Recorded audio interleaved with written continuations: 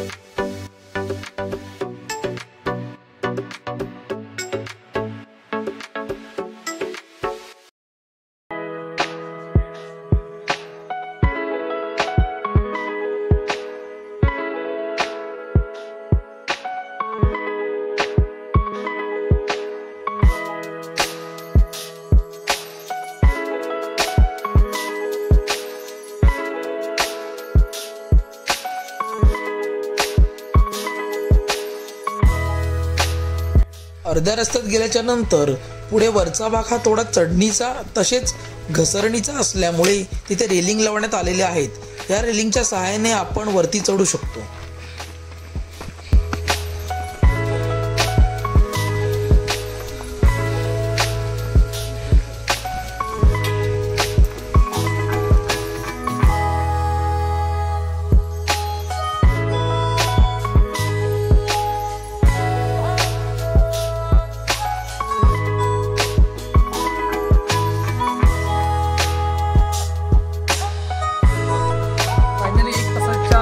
पायी प्रवासानंतर आम्ही जवळ पोहोचलेलो आहोत।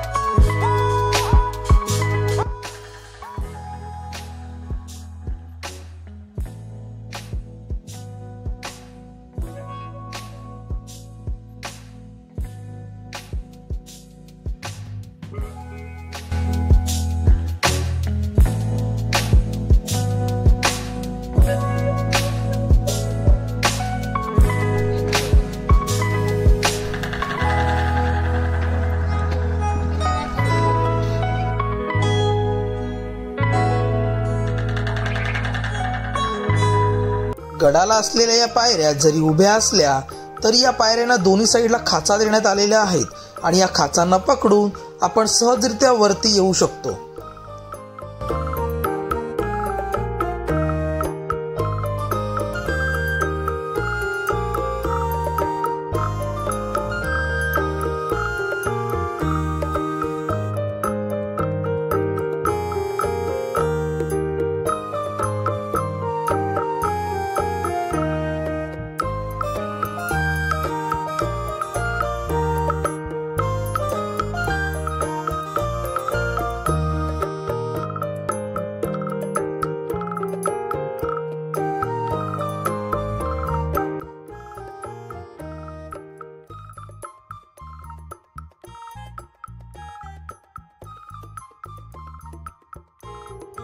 गडाच्या दरवाज्यातून आत आल्याच्या नंतर पुढे आपल्याला असा एक रस्ता लागतो आणि हाच रस्ता आपल्याला पुढे जाऊन गडाच्या टॉपलाच म्हणजे वरती एक मोठं पठार आहे या पठारावर घेऊन जातो.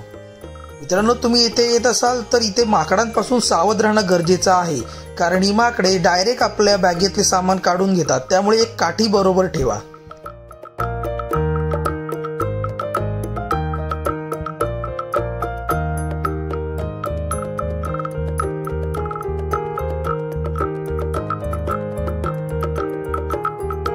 गडाच्या दरवाज्यातून आत आल्याच्या नंतर आपल्याला असं वाटतं की आपला ट्रेक कंप्लीट झालाय, पण तसं नाहीये. तर आपल्याला अजून पुढे एक शार्प टर्न आहे आणि तिथून पूर्ण चढ जो आहे तो उभा आहे, त्यामुळे तिथे खूप सांभाळून चढावं लागतं. आणि हा चढ आपल्याला पुढे जाऊन पूर्ण गडाच्या टॉपला मोठे पठार आहे त्या पठारावर घेऊन जातो.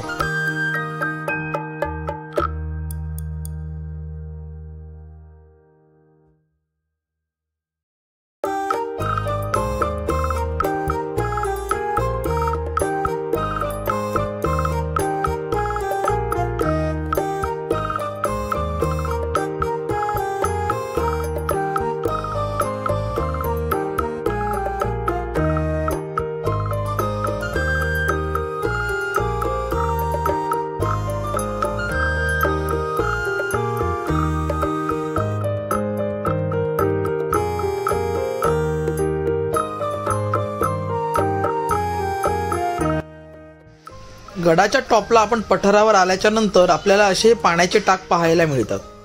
महाराजांचा असा एकही गड नाही की ज्या गडावरती आपल्याला पाणी आढळत नाही.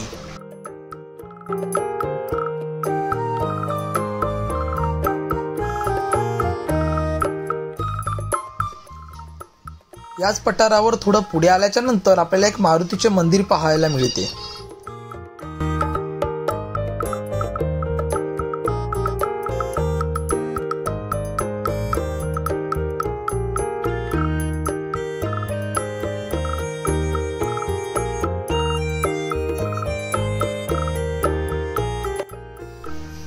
आणि उजव्या बाजूला दिसतो तो गडाचा अजून एक टॉप. याच टॉपवर आपल्याला आता जायचे आहे.